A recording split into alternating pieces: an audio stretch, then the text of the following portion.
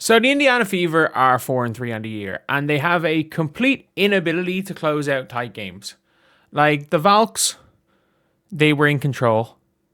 The Wings, they lost. And this game yesterday felt similar to the Wings game, where it's like, I don't feel like the Fever, it is panic stations because of how bad the Fever played. But if you look at the box score and you look at everything, it's like, okay, it doesn't look too bad.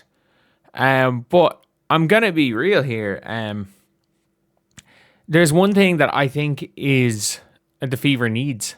And I hate saying this, but like, I don't care what position it's in. I think Raven has to start. I just think she has to start. I don't care if it's at the 3. I don't care if you're moving Kelsey or if you're moving Lexi Hull up to the 4. I don't care if you're like going ultra small ball. I don't care if it's for Kelsey Mitchell or Caitlin Clark. Because the Golden State Valkyries have exposed that the Indiana Fever, and look, I think Steph, if this is a playoff series, this is not as big of a question. This is not as big of a deal. Because again, the Indiana Fever switch everything. Do I think they're going to switch everything for the rest of the year? No. If the Indiana Fever switch everything, they will lose 80% of their games. They will be the worst defensive team in history. If they switch everything and don't play help, and play no help side defense, they'll be the worst defensive team in history. It is what it is. They're already pretty damn bad on that side of the floor. But a big thing is that Raven Johnson's at 16 points. She's starting to play with confidence. All teams have to do is respect her, because what teams aren't going to do is they're not going to target her on the defensive end. And like, everyone looks at Caitlin Clark with a magnifying glass and it's like they targeted Caitlin the entire game. They fucking targeted Kelsey Mitchell too. Let's not get it twisted. Like, whenever Kelsey Mitchell was guarding Veronica Burton, basically what they did was, whenever Caitlin was guarding Veronica Burton, they ran an ISO. Whenever Kelsey was guarding Veronica Burton, they walked into the switch to, like, it's one of those things where, like, Kelsey Mitchell was just being switched on to the big, and it was a bucket every time. Kelsey Mitchell was hacking the shit out of him. It's like, the game's slowing down for Raven. She's the only person on this team that's a competent defender. Her fouling is stopped. She stopped with the dumb fouling, and she's done a dumb foul at some stage. But like, Lexi Hull's the worst defender is one of the worst defenders in the league. I don't understand where this reputation of Lexi Hull being a good defender came from. Even last year, Lexi Hull's a hustle player. Lexi Hull is a hustle player. She is the hardest worker on this team. I'm going to be real here. She is the hardest worker on this team. She is one of the hardest workers in the league. We are absolutely not questioning the effort level of Lexi Hull. And that is very important for a team.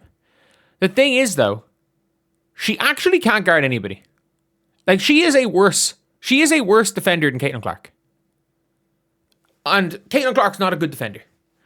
She's not a good defender. Like, the Valks attacked Caitlin Clark in every single possession. Why? Because they wanted her to pick up fouls. They wanted to tire her out in offense, and it worked. And it worked. Because, again, Stephanie White let them target every possession. Like, could you imagine if the Golden State Warriors played switch everything and allowed LeBron to walk into a mismatch on Curry every single possession? LeBron would go at Curry every single possession and played no help. LeBron would have 100. LeBron would literally have 100. And that's basically in a not too dissimilar way.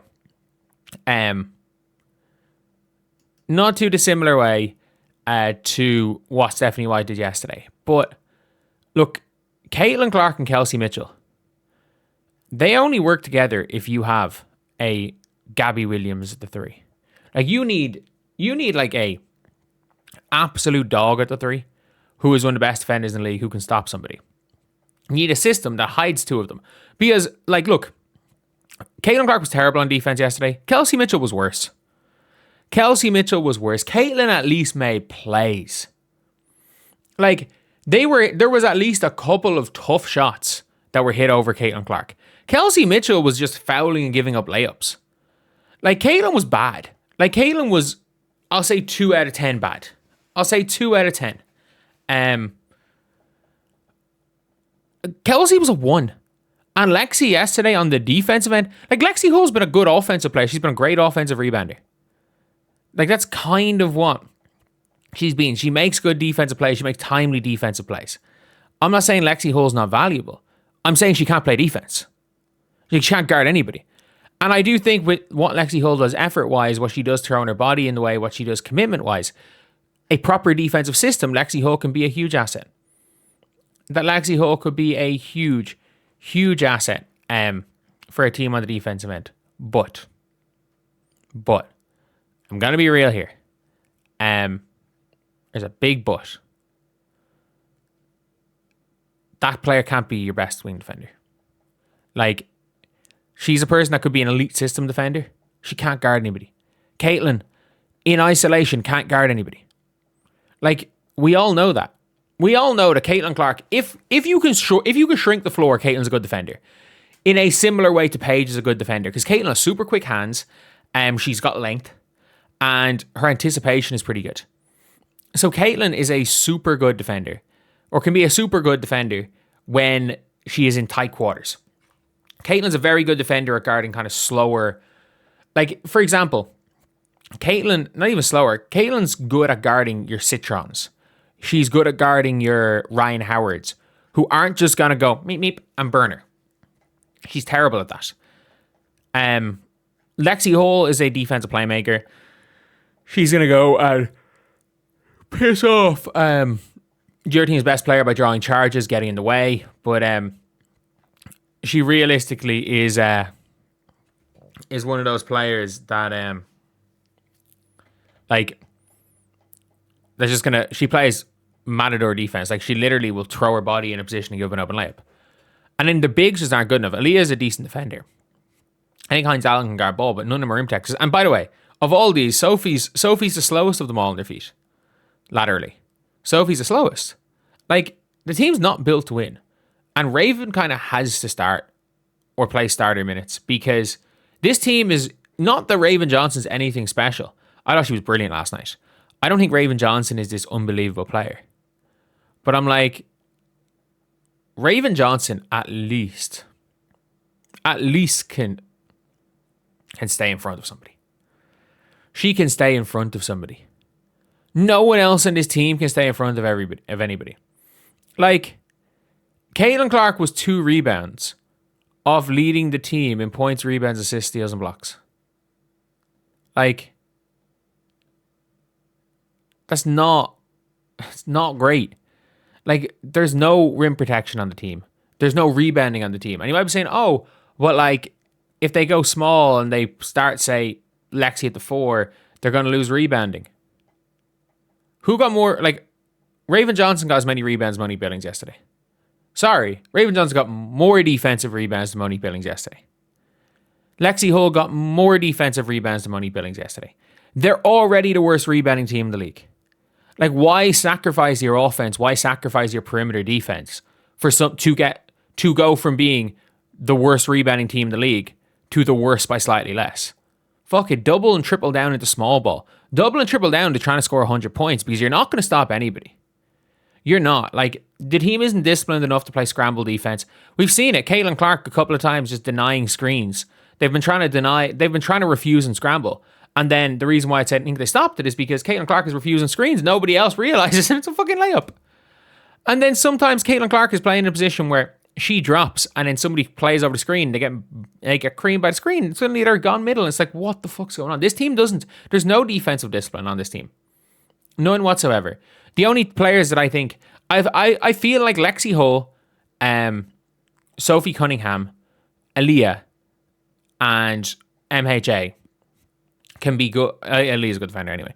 I think Lexi Hull, Sophie Cunningham, and Caitlin Clark can be good system defenders.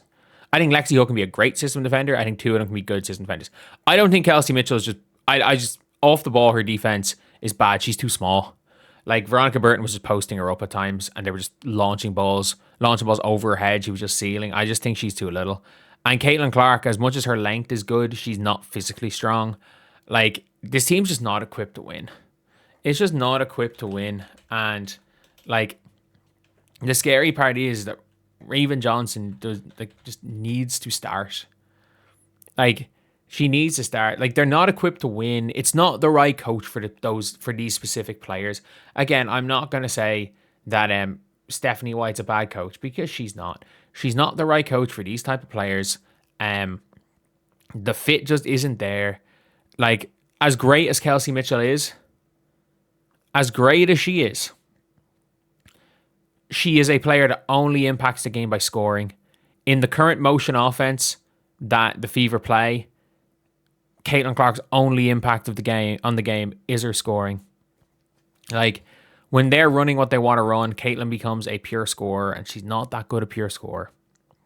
She's a good one. Not like all world as a pure scorer. She's a good pure scorer. And she's someone that you'd be okay with it if you didn't have Kelsey Mitchell. Kelsey Mitchell brings literally nothing other than scoring. And Leah Boston, like, they talk about using her like an offensive hub, but if you look at Jess Shepherd, that's actually how you use an offensive hub. They give the ball to Aaliyah, and it's calling Aaliyah an offensive, calling Aaliyah an offensive hub is like saying that the way she's playing is just a buzzword. Like, watch the Dallas Wings play through Jessica Shepherd. That's actually how you use an offensive hub. Aaliyah Boston is just someone that they let dribble the ball to the floor a couple of times and run DHOs. And yeah, it's it's one of these things where also the front office is still massively to blame. Like how do you get every free agency signing wrong for 2 years? Like I don't know if I still don't believe that NaLyssa Smith becomes what she is now if she stays in Indiana, but like NaLyssa Smith's looking real good in Vegas. But like, they did a fantastic job on hardship deals. I'll give them that. They actually did a really, really good job on hardship contracts. But like, in terms of trying to build, hardship contracts are just, let's just get the best player available in said position. But like, you have to be able to build a team around your strengths of your players. And the roster that is currently constructed right now not only isn't built around the strengths of the Fever's players, it in fact exposes the weaknesses of Kelsey Mitchell, it exposes the weaknesses of Caitlin Clark, and it minimizes their strengths. The current system minimizes the strengths of the best Fever players while like making their weaknesses more visible.